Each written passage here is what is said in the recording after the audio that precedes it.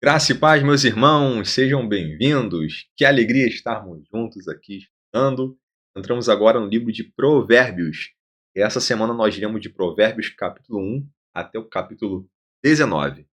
Bem, então vamos aqui trazer alguns pontos, né, de destaque, porque o livro de Provérbios é um livro de muita sabedoria e temos muito a aprender com o livro de Provérbios. Alguns acabam buscando o livro de Provérbios como um livro ali de dicas do dia a dia. Então, deixa eu ver um conselho rápido para o dia de hoje, ou para um problema aqui específico. E de fato nós encontramos. Mas o livro de Provérbios ele é ainda mais profundo, porque não é só uma coleção ali de frases de efeito, mas é um manual divino para a nossa vida. Então, a gente vê ali um convite para a sabedoria.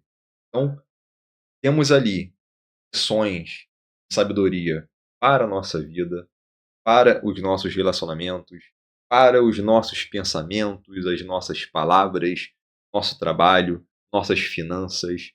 Então, a gente vê que o Criador coloca ali tudo em ordem para que, com a sabedoria, né, dada por Ele, nós consigamos viver segundo a sua vontade. Então, vamos lá. Quem escreveu o livro de Provérbios? A tradição atribui a autoria principal do livro a Salomão, né, o rei Salomão.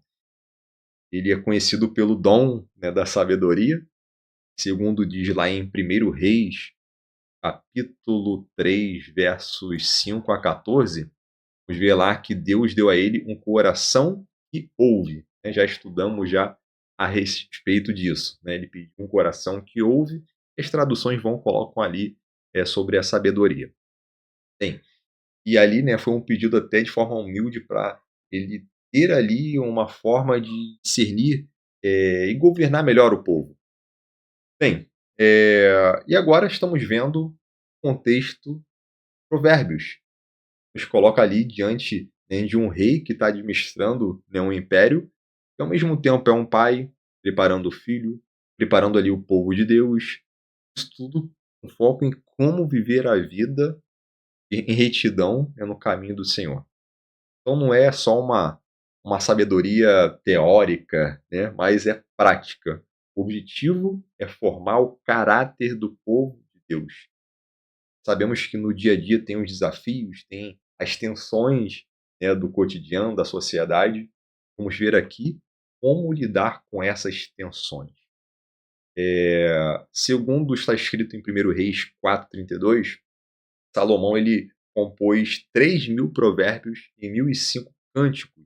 Então nós temos lá o livro Cântico dos Cânticos, que depois também estaremos estudando, e é importante considerarmos que apenas uma pequena porção disso tudo aqui está nas Sagradas Escrituras. Então, desses 3.000 provérbios, desses 1.005 cânticos, tem uma pequena parte temos ali como inspirado por Deus, constando na Bíblia. E o livro de Provérbios, apesar de termos essa tradição de que Salomão escreveu a maior parte, ele não escreveu tudo. Então, nós temos ali a sabedoria também de outros mestres. Nós temos ali Agur, filho de Jaque. Nós temos lá no capítulo 30. Nós temos Lemuel, no capítulo 31.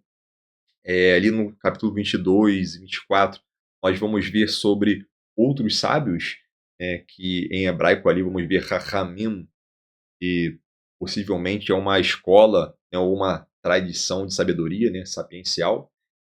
E nós temos também no capítulo 25 a coleção dos homens de Ezequias, que possivelmente depois ali do reinado do rei Ezequias, alguns sábios seguiram uma tradição e, né, acabaram colocando, né, esse nome.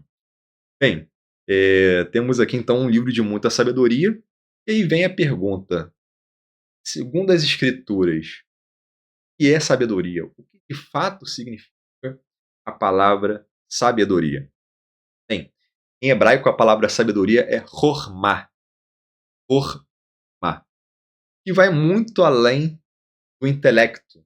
né, não é apenas pura inteligência, um QI alto, né, mas é uma integração entre a habilidade prática, entre o discernimento moral, a reverência diante de Deus.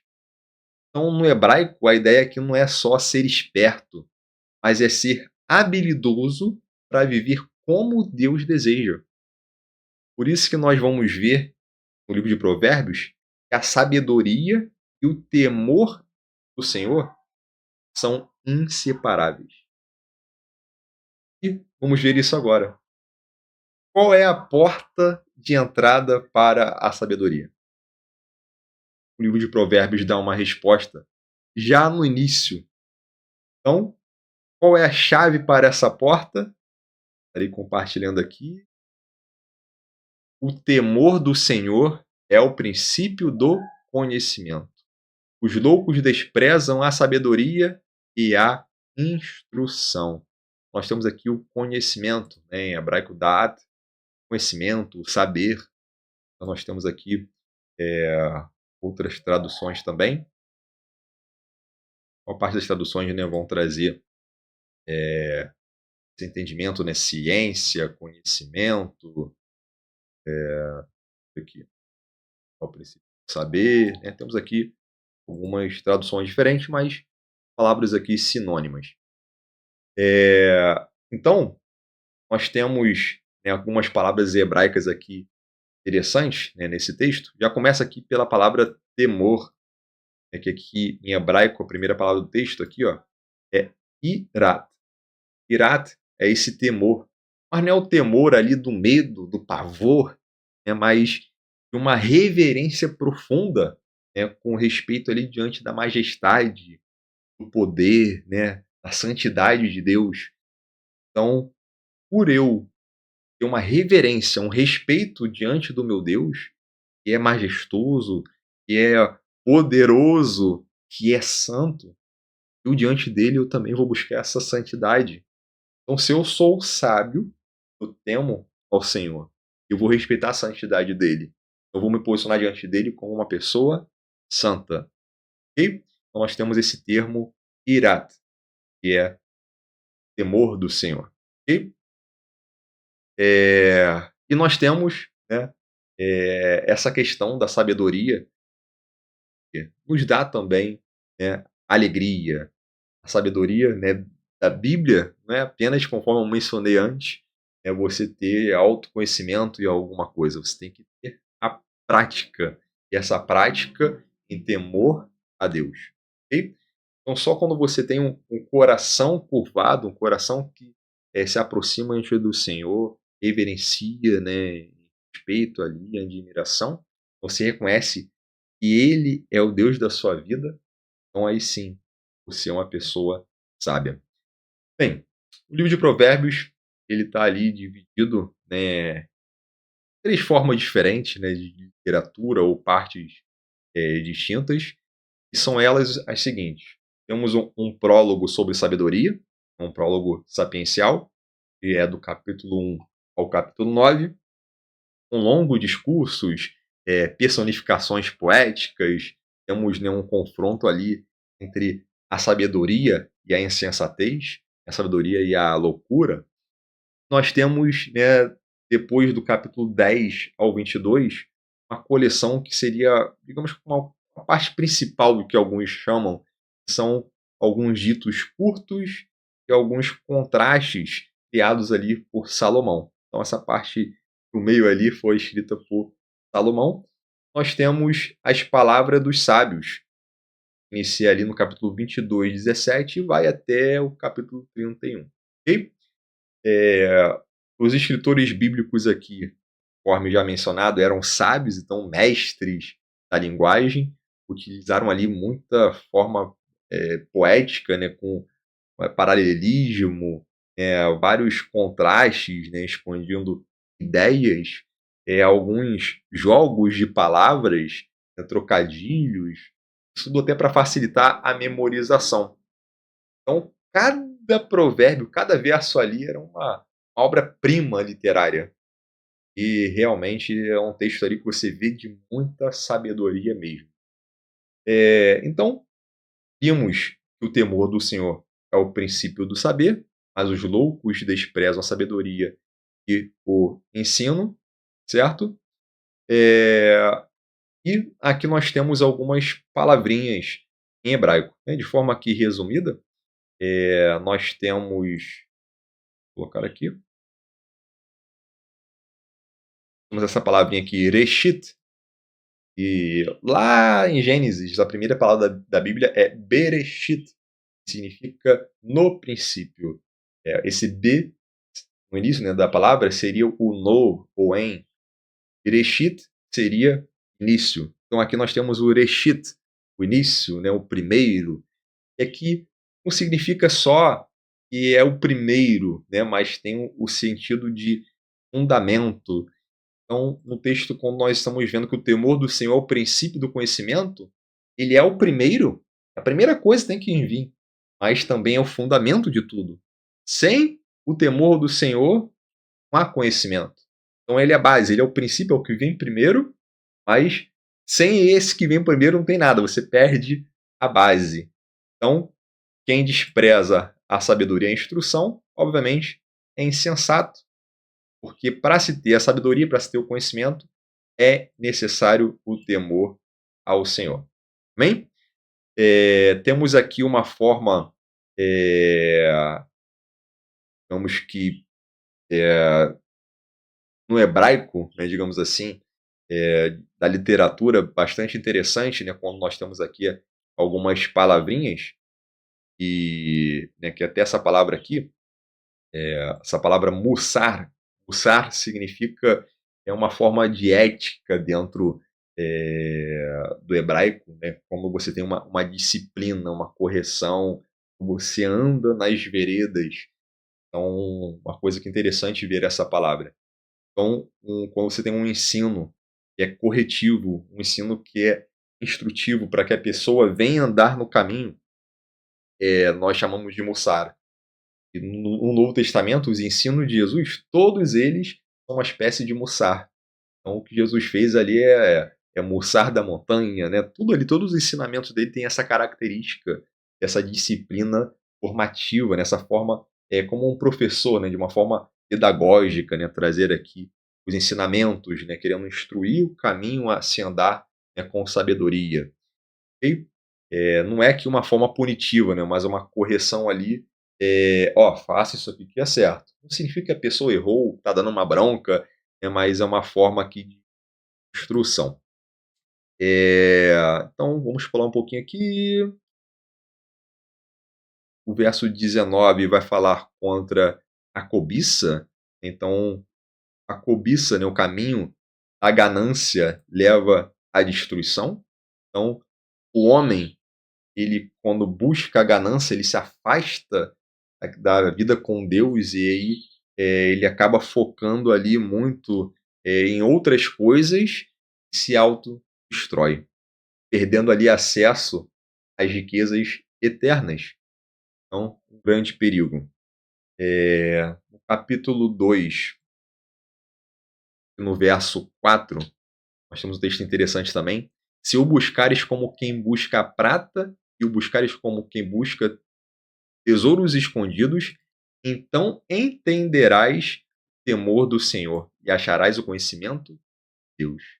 Pois o Senhor dará sabedoria, conhecimento e entendimento procedem da sua boca. Então, a sabedoria verdadeira, ela vem do Senhor. Logo, quem não teme o Senhor, não achará o conhecimento, não achará sabedoria. Agora, aquele que teme o Senhor, aí sim, achará conhecimento de Deus. Bem? Então, aqui nós temos em hebraico a palavra rafaz, é nesse sentido ali de procurar, né, uma busca minuciosa. Você procura ali nos detalhes, como se estivesse ali minerando, né? Deixa eu buscar essa sabedoria. E você vai aprofundando de acordo com que você caminha em direção a Deus. Deixa eu buscar aqui estar mais próximo de Deus. Aí sim você alcança a sabedoria. Ok? Nós temos capítulo 3, deixa eu pular um pouquinho. Cada capítulo aqui são capítulos de muita sabedoria. É claro que a gente não traz aqui todos os capítulos ou todos os versos, até porque o objetivo aqui é os irmãos acompanharem a leitura, né, em casa, estarem lendo, e no final de semana assistir aqui o vídeo como uma espécie de complemento, né. Então aqui é apenas uma forma de aprofundar um pouco mais aqueles que já leram as escrituras, né, durante a semana. E aí nós temos aqui, no verso 5: "Confia no Senhor de todo o coração, e não no teu próprio entendimento". Então, eh, aqui a pessoa, ela precisa entender que o ser humano, ele é limitado, e é Deus que vai endireitar os caminhos. Deus endireita os caminhos. Então nós temos que reconhecer as nossas limitações. "Caramba, eu sou homem, eu sou falho, e o que eu preciso é temer ao Senhor e me desviar do mal". A partir do momento que eu temo ao Senhor, que eu me desvio do mal, me aproximando de Deus, aí sim, confiando em Deus com todo o meu coração, Ele vai endireitar o meu caminho e, obviamente, aí sim, eu serei sábio, mas não aos meus próprios olhos. Entende? Então a gente vê aqui são textos que vão falar muito sobre a sabedoria e, né, parte financeira também. Temos outras coisas que veremos mais à frente. E realmente o livro de Provérbios é um livro aqui sem igual. A gente vê aqui todas as questões, né, as parte mais importante, né, do viver cotidiano nós encontramos aqui, com muita sabedoria. No capítulo 4, instruções para os pais, aqui, capítulo 7, perdão, verso 7. Capítulo 4, verso 7. "A sabedoria é o principal, portanto, adquire a sabedoria, sim, adquire o entendimento com tudo o que possuis". Olha só, adquirir, né, você comprar a sabedoria. Então, por isso a gente entende que, para você adquirir a sabedoria, de repente você tem que entender, precisa ali de um investimento pessoal. Pode ser que seja financeiro? Talvez sim, mas pode ser um investimento, de tempo, um investimento, emocional. Às vezes você precisa abrir mão de alguma coisa, de repente está surgindo uma situação que a carne está dizendo que é para você ir fundo, e você sente aquilo vai desagradar a Deus. E no temor ao Senhor, você se afasta de uma coisa, pede a Deus que endireite ali o seu caminho, que te aponte ali o caminho correto a seguir, e você vai adquirindo sabedoria com isso. Você, né, compra sabedoria com isso, né, de uma forma que, obviamente, simbólica, né, não é no sentido literal dar dinheiro pela sabedoria, por favor. Tô falando isso porque daqui a pouco, né, alguém, né, coloca no envelope lá sabedoria, bota um dinheiro dentro: "Ó, tô comprando sabedoria, Deus". Por favor, não é nesse sentido não, ok? Então, no viver diário, nós adquirimos sabedoria, nós compramos com a nossa conduta, nossa forma de viver, ok? Salomão, ele teve uma forma ali de comprar sabedoria. O que ele fez? Podia pedir qualquer coisa a Deus e fala: "Senhor, quero um coração que sabe ouvir". Olha só, temor ao Senhor, e adquiriu a sabedoria, ok? A melhor palavra seria, de fato, adquirir, né. Eu falei comprar, porque a palavra, em hebraico também você pode entender dessa forma, mas os irmãos com certeza compreenderam. Bem, e é claro que podemos, de certa forma, ter um investimento financeiro. Então, por exemplo, um novo convertido, ele está ali assistindo os cultos na igreja, e ele quer saber mais sobre Deus, mais sobre o Criador, e ele vai falar: "Poxa, eu quero saber mais", sendo que eu leio a Bíblia, dificuldade de entender algumas coisas. E o que eu aprendo da igreja, eu até estou absorvendo bem, mas para mim aqui está num ritmo menor, eu quero saber mais, eu quero realmente ir mais profundo. De repente essa pessoa se interessa em se inscrever num seminário de teologia, e aí tem um investimento, né, financeiro. Então, né, muitas vezes tem sim um investimento. eu quero ler mais, comprar livros, né. Então são coisas ali que vão sim agregar, né, no conhecimento, na sabedoria. Obviamente, que nada disso é suficiente quando a pessoa não teme a Deus, hein? Bem, e aí entramos nos capítulos 5, 6, 7, que vamos ver aqui falando sobre uma mulher imoral, uma mulher adúltera, uma mulher estranha. É claro que vai além, né, do adultério literal, mas aqui está abordando sobre tudo, uma personificação, né, de tudo aquilo que devia compromisso com a aliança de Deus. Então, de uma forma figurativa, qualquer coisa que vem para te levar à apostasia espiritual, né. Então a figura ali dessa mulher imoral, né, dessa mulher, insensata, dessa mulher louca, né, que tenta ali, tirar a atenção, né, e levando até para o inferno. Então vamos ver agora um pouquinho sobre isso, ok? E aqui a gente vê que, verso 3: os lábios da mulher imoral destilam mel. Olha só, mel parece doce. Olha como é bom de ouvir. A sua boca é mais suave que o azeite. Ó, chama atenção, né? Olha só, que bom ouvir os lábios dessa mulher imoral. Olha, destila mel. Olha.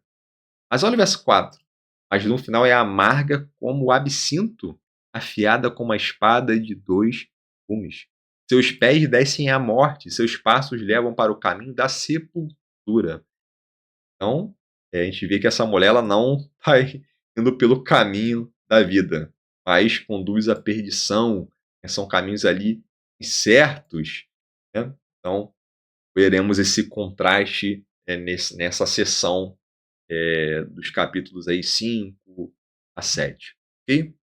Então, temos essa figura, um lado apresenta a fidelidade e do outro lado a apostasia.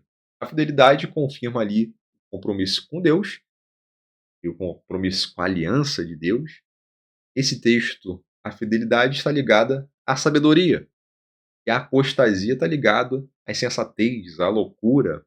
Obviamente, a sabedoria leva à vida e a loucura, a insensatez, leva para a morte.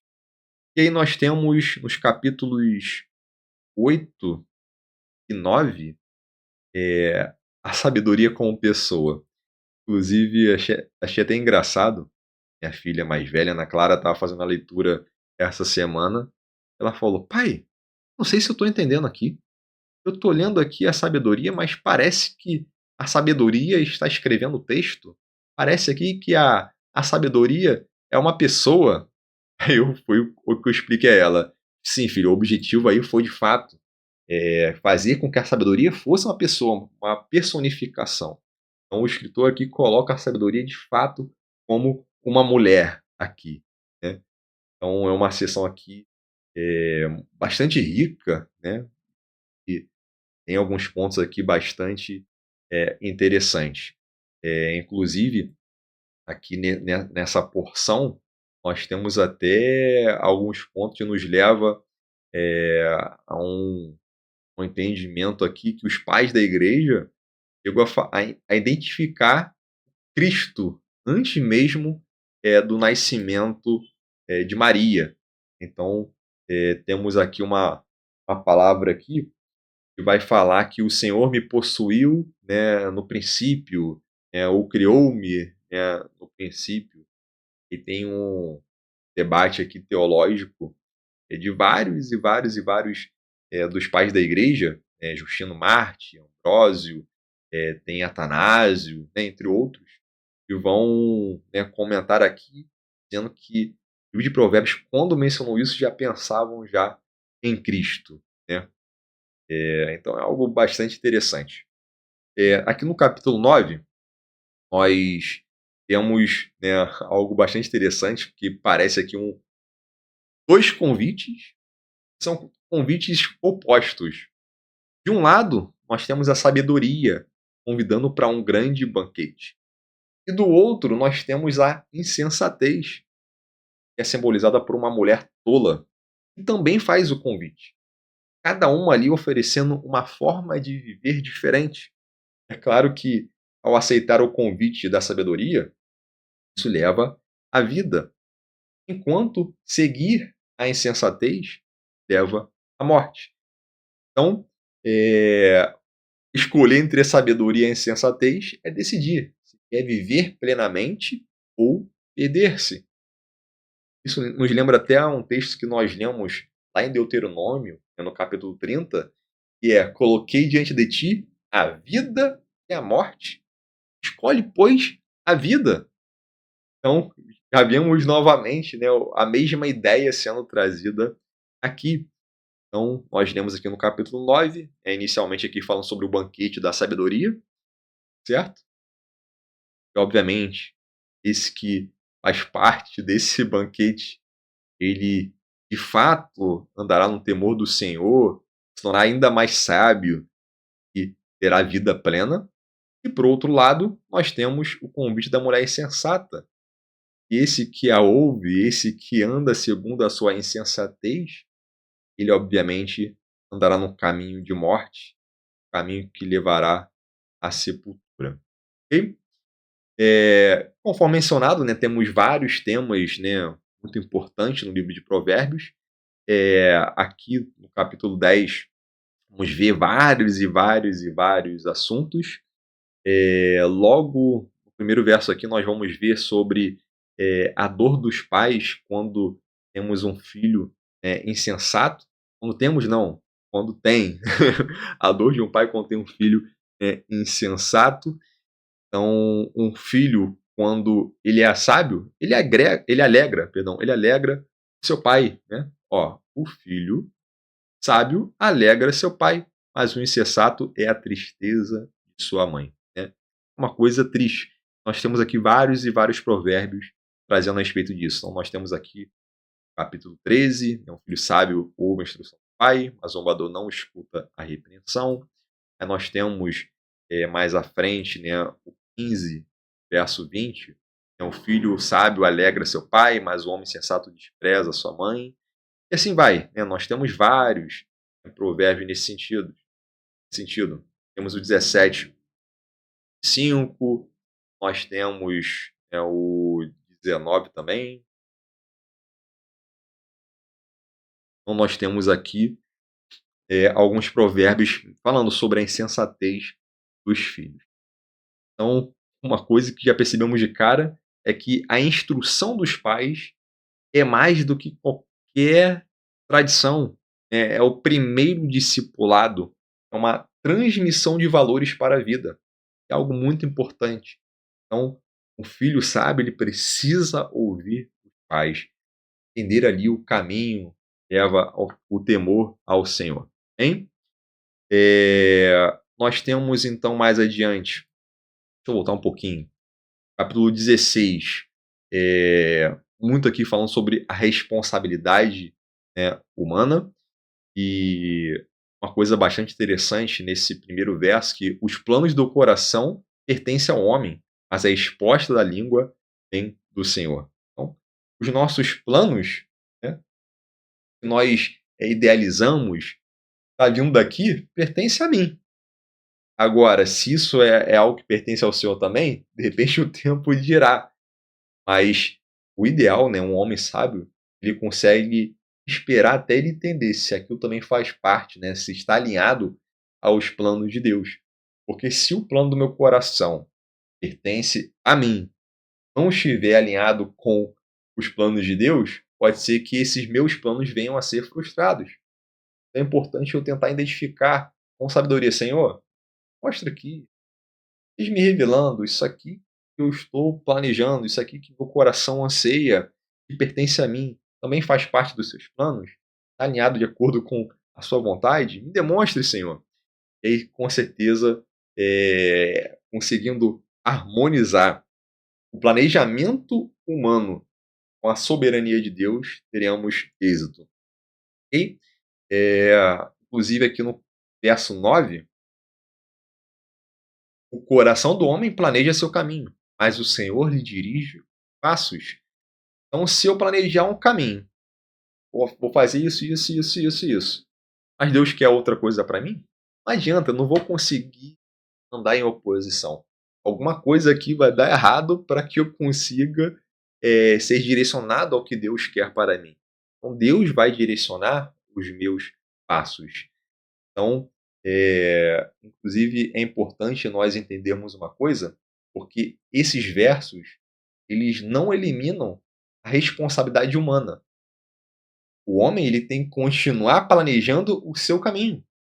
O homem ele tem que continuar tendo planos em seu coração. Isso pertence ao homem, não é algo ruim, certo? O homem continua tendo plano em seu coração. Isso faz parte do homem. O que eu estou trazendo aqui é uma questão de sabedoria.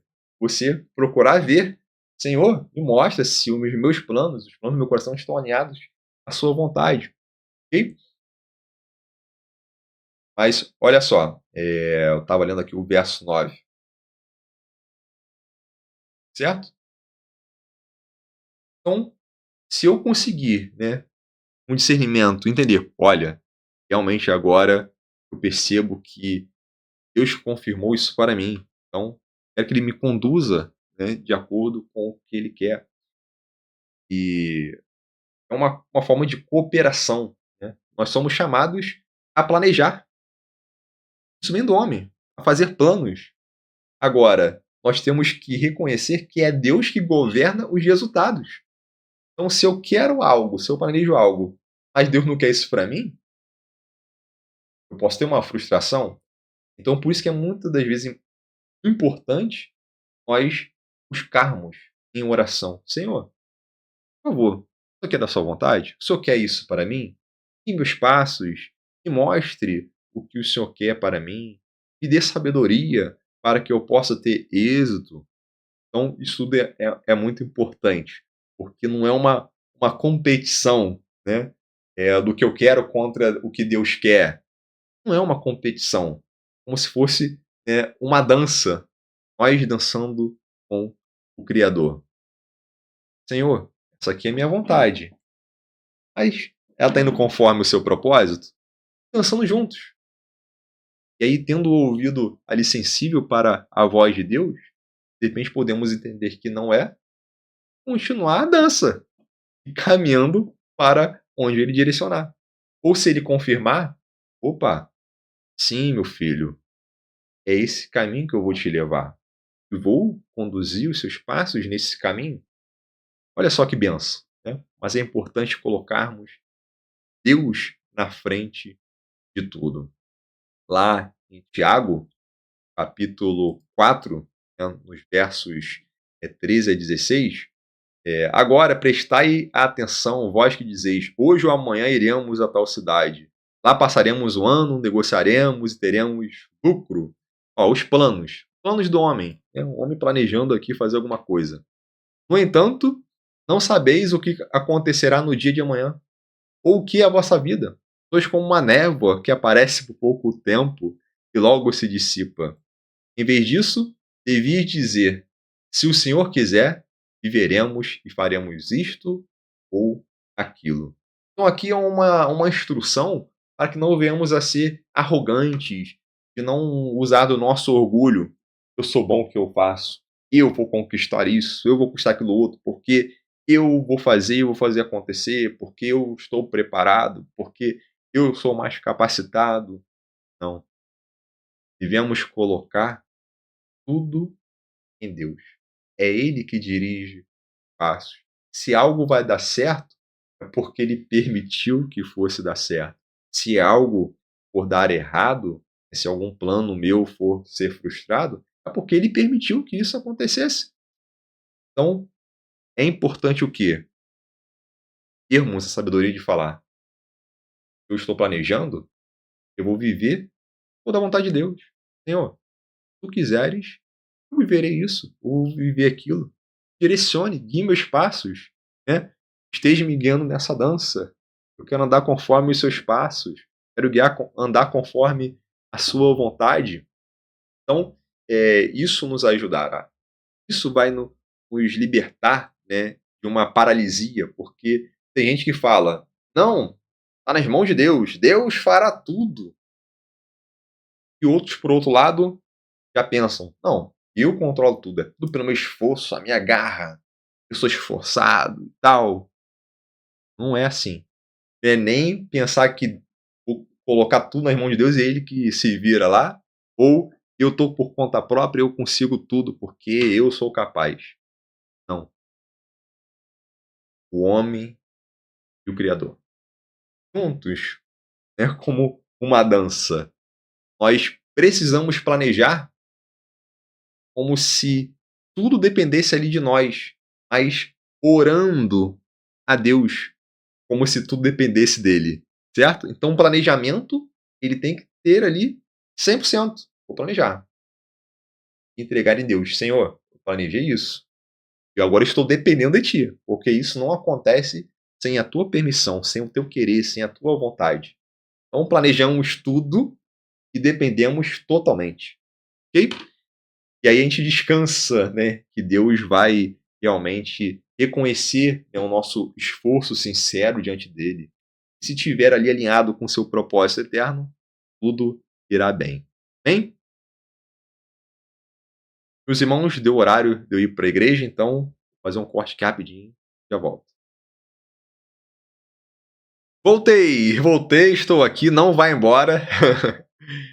Fui na igreja, voltei. Para você foi, né, um estalo, para mim levou algumas horas, mas vamos dar continuidade. Eu só preferi avisar porque certamente você viu aqui alguma diferença na iluminação. Isso é porque eu dei uma pausa aqui na gravação, ok? Então vamos dar continuidade. Paramos no capítulo 17. Então, capítulo 17, nós temos, né, um alto nível aqui de psicologia no livro de Provérbios. Estarei colocando aqui o verso 22. O coração alegre é um bom remédio, mas o espírito abatido adoece os ossos. Interessante, né? E não é à toa que o apóstolo Paulo ele ressalta que a alegria é como um dos frutos ali do espírito, né? Então a alegria tá ali como fruto do espírito. Inclusive, o mesmo apóstolo, né, que lá em Gálatas 5 fala que a alegria é fruto do espírito, vamos ver que ele diz que a ansiedade é um obstáculo para a oração eficaz. Então, lá em Filipenses, no capítulo 4, no verso 6, ele diz, né, para não andarmos, né, ansiosos por coisa alguma. Então, realmente, é importante termos isso em mente. O livro de Provérbios traz isso, né, que o espírito abatido, ele seca os ossos. Não para por aí. Podemos ler, por exemplo, lá em Provérbios, capítulo 18, no verso 14, que o espírito do homem o sustentará na enfermidade. Mas quem levantará o espírito deprimido?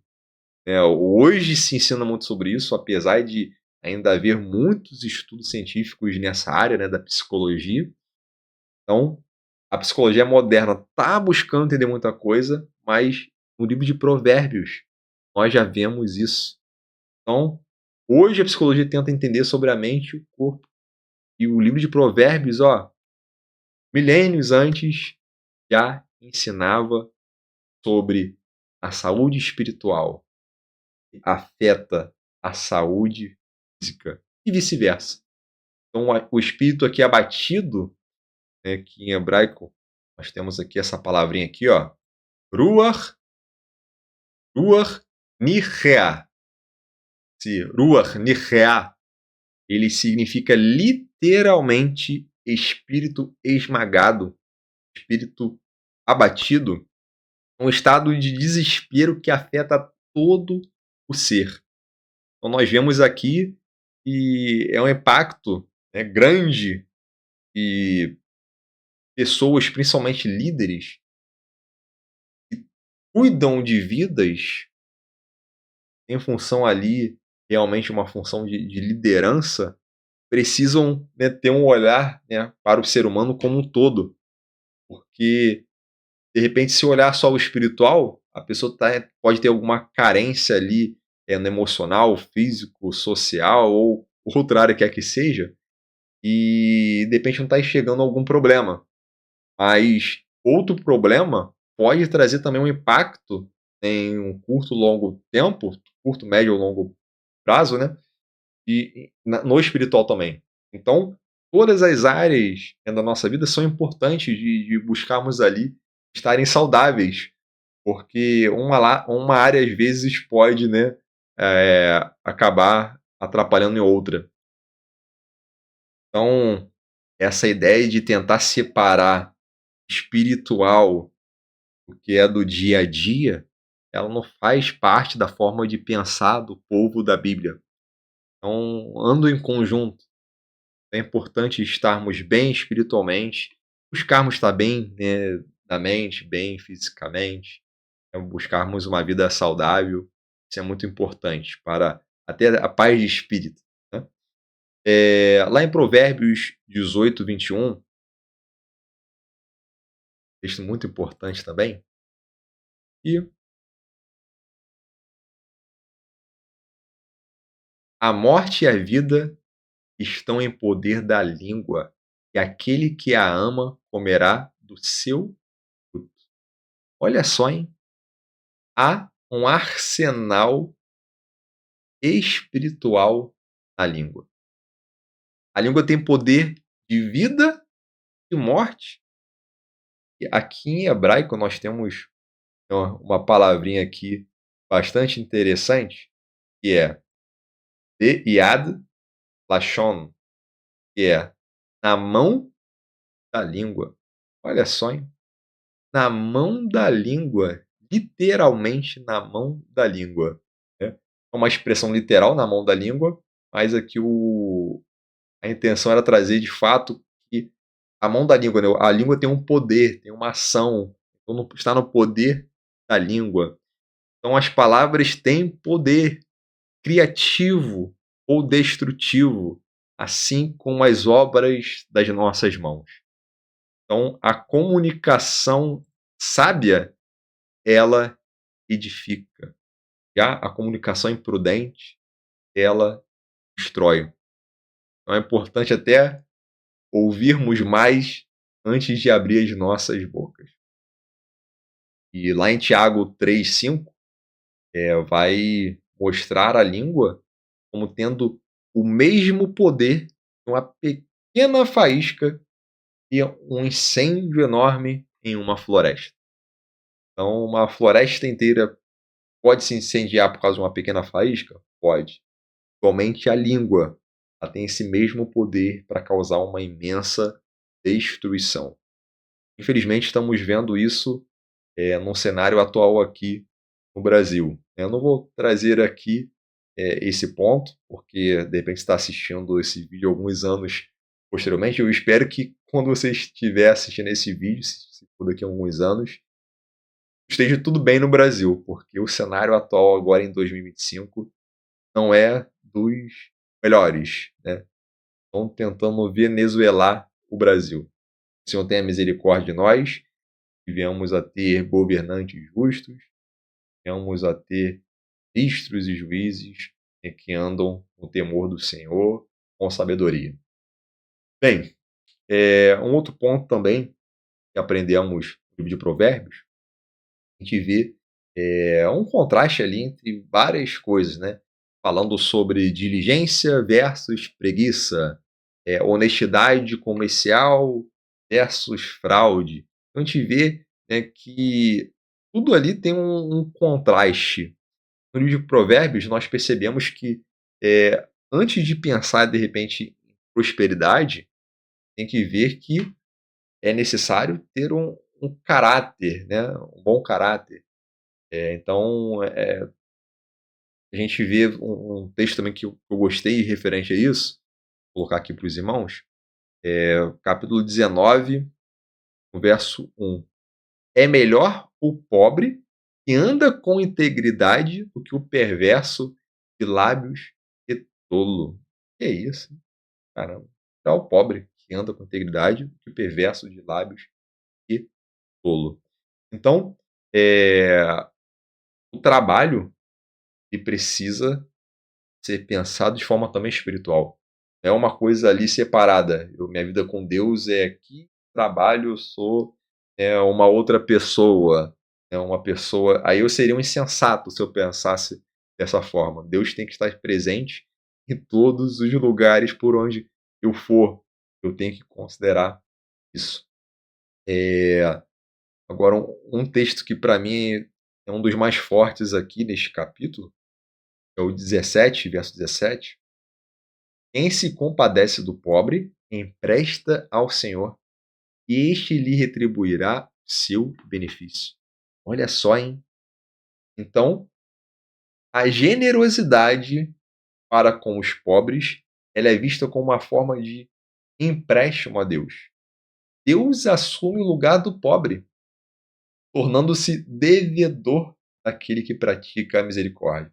Então, se for generoso, tem gente que às vezes é generoso, estende a mão para ajudar, mas depois ficar pensando em receber aquilo de volta, às vezes receber com juros. Infelizmente, em alguns casos, de pessoas necessitadas, de pessoas que realmente não estão bem ali financeiramente. E aqui a gente vê que quando acontece de você emprestar, ainda que você é, início pense ter aquele dinheiro de volta, mas em algum momento você vê que por conta da pessoa não estar bem financeiramente, você deixa para lá, não se preocupe, porque Deus está vendo isso, né? E Ele vai te recompensar por isso, Ele vai te retribuir por essa generosidade para com o necessitado. Bem, e isso nos lembra o ensinamento de Jesus, Mateus 25.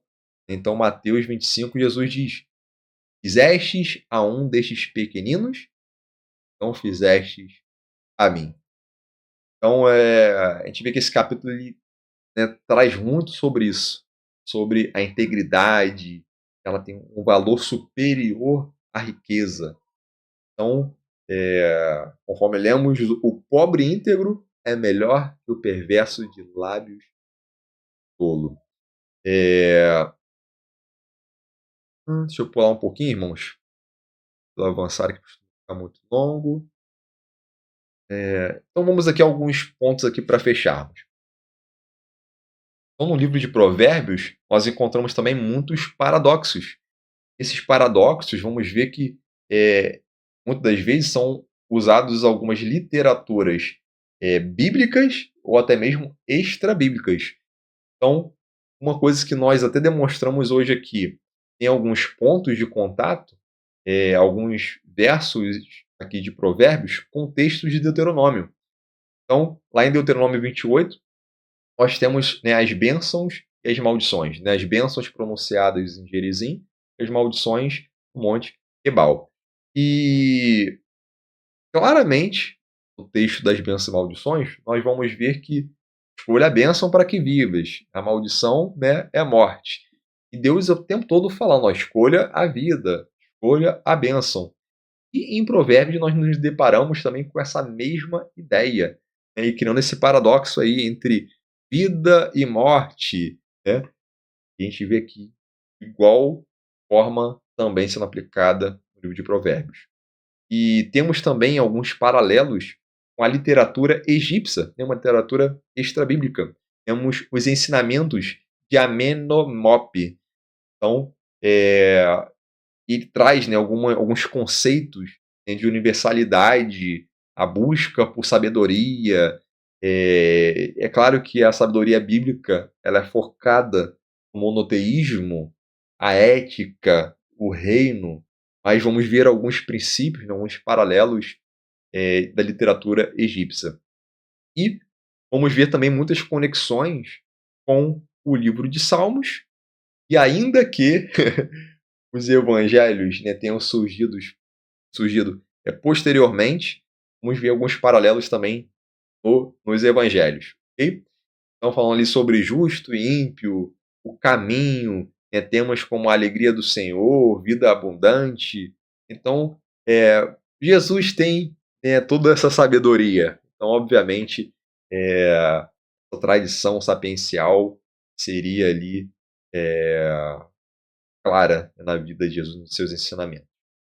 Então, para fecharmos, Lemos então de Provérbios 1 até 19. Vamos ver ali, é uma coleção de sabedoria, e isso é para a nossa vida prática, e vamos ver grandes lições para o reino. Inclusive, a gente viu uma antecipação do Sermão da Montanha. Vamos ver claramente ali Jesus no livro de Provérbios, fruto do Espírito. Vamos ver textos aqui sobre integridade pessoal, sobre lutas familiares, administração de recursos, a comunicação diária, o poder da língua, enfrentar as tentações. Então, tudo aqui de muita importância para termos aqui um ambiente de crescimento espiritual e sempre confiando no agir de Deus. Então, o livro de Provérbios é um livro realmente que é para o dia de hoje. É um livro sagrado e também é um livro que é atual. É como se as pessoas mais sábias do mundo estivessem escrevendo esse livro hoje, de tão atual que ele é. Então, que sejamos discípulos dessa sabedoria e discípulos de Cristo, que é a própria sabedoria em carne. Então, que venhamos viver, né, de forma abundante, uma forma rica, sempre com integridade, sempre no temor ao Senhor, e aí sim teremos de vida plena. Eu tenho certeza que você, hoje tem seus desafios. E qual tem sido o seu maior desafio? Hoje, né, no seu dia a dia, trabalho, família, trabalho, família, igreja, vizinhança, estudos, como têm sido as suas palavras, as suas escolhas? Você percebe qual área é uma maior necessidade de sabedoria? Qual área você percebe uma maior dificuldade para você ter um controle, né, da língua? Será que no trabalho você tem uma dificuldade maior de realmente demonstrar testemunho, realmente o testemunho de um verdadeiro cristão? Ou será que de repente é no lar? Será que no lar você não dá um bom testemunho de forma que as pessoas olhem assim sua família e falam assim: poxa, é essa? Poxa, isso aí não é uma pessoa de Deus. Então é importante termos isso em mente, porque se eu não for todos os lugares uma pessoa temente a Deus, não adianta. Imagina, se eu na igreja eu chego e sou pastor, eu bato no peito, sou temente a Deus, e no meu lar não sou. Que testemunho de vida é esse? E aí não adiantaria de nada, de repente, eu ganhar o mundo todo e perder a minha alma. Então, eu tenho que ser filho de Deus, um servo de valor, né? Um homem ali realmente que vive os princípios, obediente a Deus, na prática ali do temor ao Senhor no dia a dia da minha vida, pedindo que Deus guie meus passos, principalmente fora da igreja, principalmente no meu lar, no meu trabalho, por onde eu caminhar. Então, é essa reflexão que eu trago para vocês hoje. Vocês, assim como eu já falei aqui sobre mim, nós precisamos, dia a dia, por onde nós formos, não importa aonde estejamos, sermos pessoas cheias do temor ao Senhor. Sendo que o Senhor sempre esteja, né, com seu Espírito Santo em nós, porque se eu for um em um lugar e outro em outro lugar eu sou outro, certamente o Espírito Santo não estará comigo. Então, ainda que eu diga, não, tem o Espírito Santo. Ué, como é que pode? O Espírito Santo vai comigo em um lugar, eu vou para outro, sai. Existe, meus irmãos. É séria. Eu ontem assisti uma peça, né, em uma aqui das nossas igrejas, congresso de jovens, e na peça o pastor, interpretando ali o papel de Jesus, disse uma coisa que é verdade. Naquele grande dia, muitos ouvirão: apartai-vos de mim, porque eu não vos conheço. Pessoas que estão vivendo a vida hoje na brincadeira, pessoas que vivem hoje fora do temor ao Senhor, achando que podem ser cristãs apenas na igreja, chegará um dia onde pagarão um preço altíssimo. Esse preço será da salvação. E esse preço trará a morte. Estamos vendo no livro de Provérbios sobre escolha vida ou morte. Escolha vida. Aí você tem duas opções. E muitos não percebem, mas estão andando por um caminho de morte. Então espero que você escolha o caminho da vida. Deus te abençoe grandemente e até a próxima semana com mais um estudo bíblico.